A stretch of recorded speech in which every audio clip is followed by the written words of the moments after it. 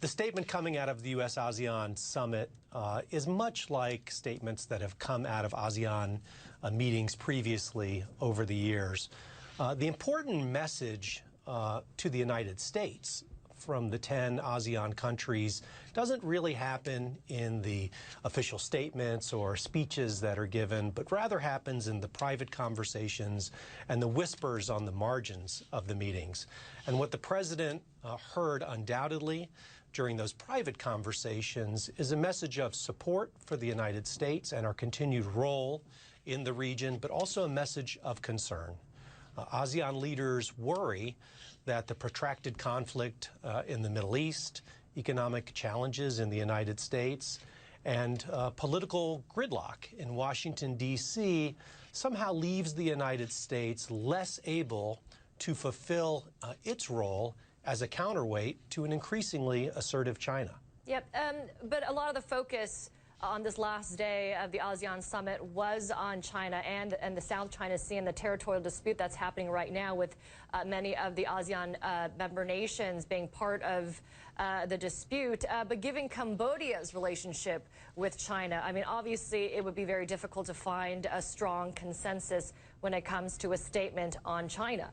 No, you make a very good point. Both Cambodia and Laos have historically, and especially most recently, been the two countries most reluctant to sign joint statements which are required for a consensus association and organization like ASEAN with regard to the security issues and especially with regard to the maritime territorial disputes.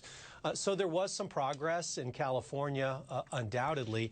The American position has always been that these maritime territorial disputes have to be adjudicated fairly, but without the United States taking a position.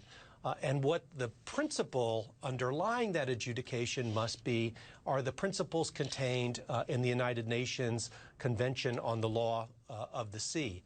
The primary purpose of the statement, I think, was for the 10 ASEAN countries and the United States to show that they can speak to these important security issues in the South China Sea. You know, the joint statement also included a commitment to democracy and human rights by the 10 member nations of ASEAN. And, you know, the optics of the sit-down meeting with President Obama and the leaders, very interesting, right? I mean, you have the Sultan of Brunei, you know, who approved laws recently that would penalize gays by stoning. You also had the Malaysian Prime Minister there, who was also the center of a scandal, a corruption scandal. What do you make of these, I guess, accusations, criticisms from protesters that, you know, this ASEAN summit legitimizes these human rights violations that are committed by some of these leaders?